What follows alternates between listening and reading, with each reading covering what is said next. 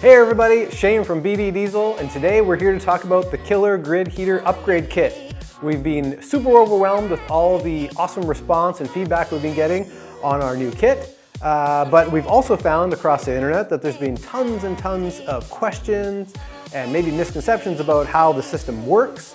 And today we wanted to take a moment to maybe go over a few of those things. So we've amalgamated questions and concerns and feedback we've gotten from the customer base and you, the viewers.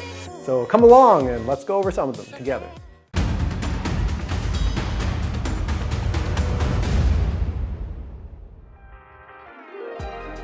All right, one of the questions, is the bolt between the grid heater and the bus bar not a threat?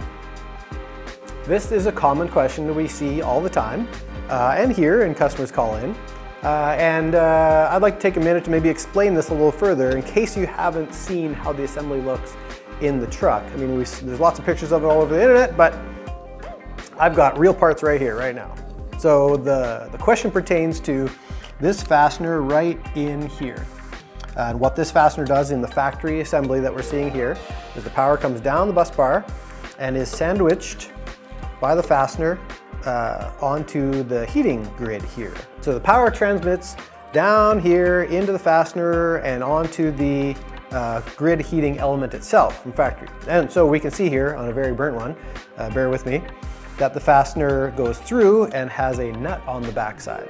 So yes, we have seen in some cases where this fastener also gets corroded and may fall off. And many of you that have taken these apart in your truck have noticed this.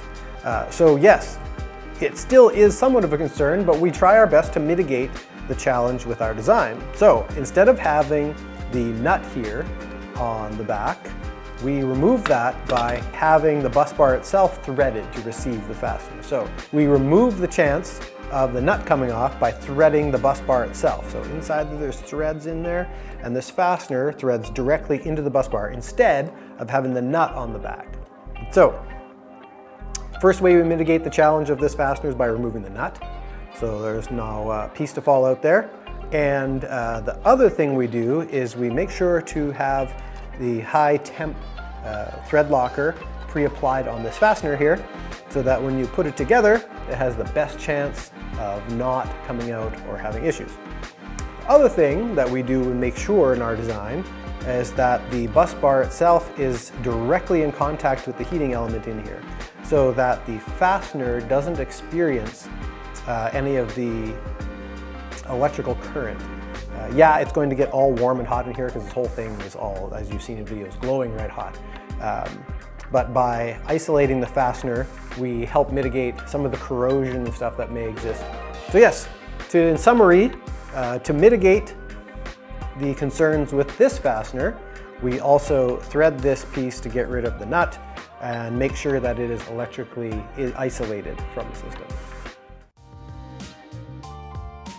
I hadn't heard of this issue until recently. Is there a rough mileage this occurs? That's a good question. We've taken a look at some of the OE warranty data that we've seen, and we can't really get a really great correlation to mileage and failure. Anecdotally, we've had reports where some people have really low mileage, some people have much higher mileage.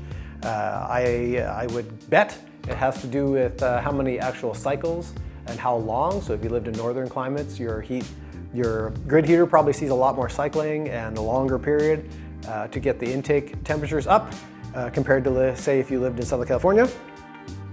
So unfortunately, we don't have a really great answer on how long does my factory one last, but we would always recommend that if you had a factory one in still, you can go do the old wiggle test to see if any of this is becoming loose in the truck to give this joint an inspection. This one, of course, is all floppy, but yeah, you'd want to make sure that that's not all loose and floppy. No matter the mileage, of course, always if you're under the hood of the vehicle or you have a mechanic working on your truck and he's doing anything else on that side of the engine, it's very easy to have them install the Killer Grid kit while he's there. So no matter the mileage, it's worth taking a look. I don't see how this corrects the problem of the solenoid sticking on. It seems to me that it's going to send the amperage down the line to find the next weak link. This comment is sort of correct. about moving the damage down the line, or up the line in this case. No, this kit is not to solve any of the solenoids sticking on. This is an issue that Chrysler is aware of, and there's a recall for that solenoid. Now, what we've tried to display in some of our prior videos, which maybe would have caused the confusion, is that one of the things that exacerbates the failure of this factory one is that the solenoid controlling it may stick on. And when it sticks on, this gets so crazy hot, as you've seen in some of the videos where this will all glow red, and this exacerbates the failure rate of this fastener. So what we were trying to illustrate in one of those videos was, even if you had the pre-recall solenoid, and even if you had it stick on, this assembly will survive that ride. And what will happen is you'll probably melt the solenoid or some of the wiring on the outside of the engine here, which is easy to replace, simple fix.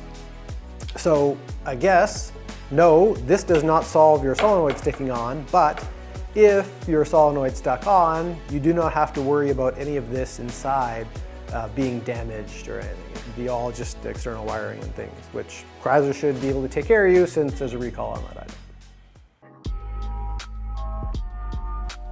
The first test made no sense. One big heat cycle to see if it will hold.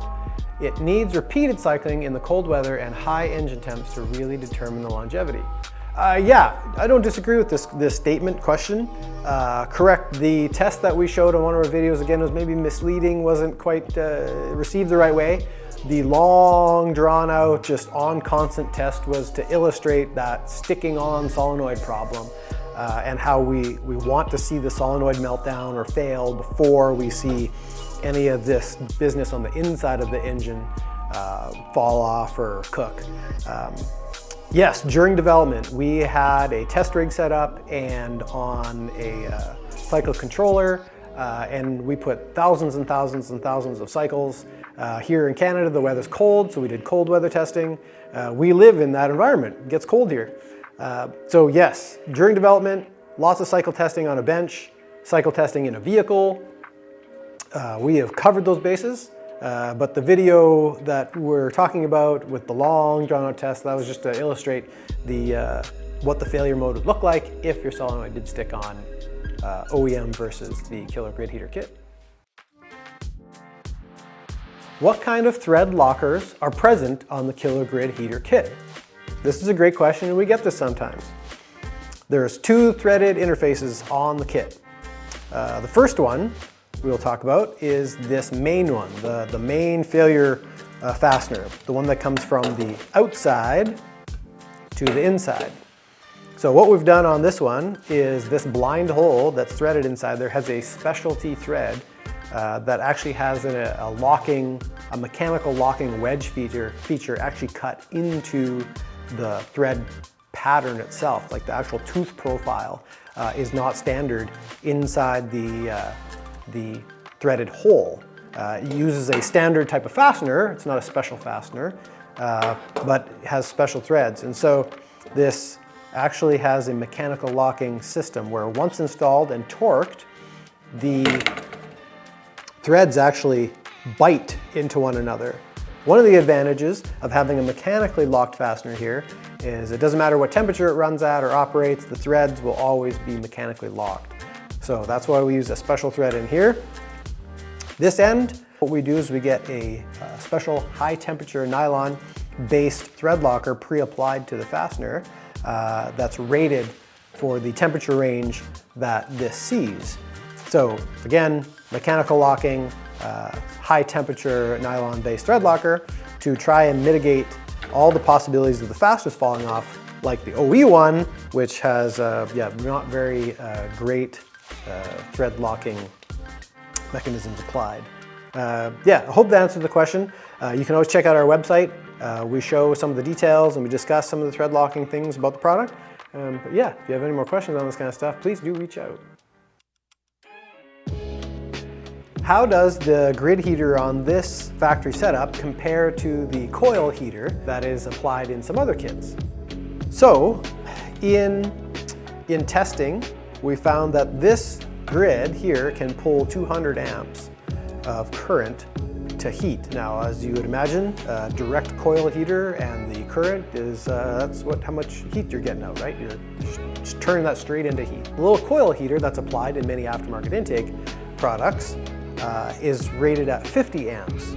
So you can see that a 200 amp heater and a 50 amp heater will not produce the same amount of heating energy, approximately a quarter of the heating energy. So not that little coil heater doesn't create heat, it does, and it does heat the air incoming, but not nearly as much as this one would. And in practical application, many users here up in Canada, in a northern climate where it gets very cold, actually find they need this much heat to get the truck to run properly. So that's why we took advantage of applying our kit to the factory heater to ensure that operation wasn't affected. If you have any more questions about the Killer Grid Heater kit, or how it works, or the components that are included, please reach out to us or check out our website at bddiesel.com.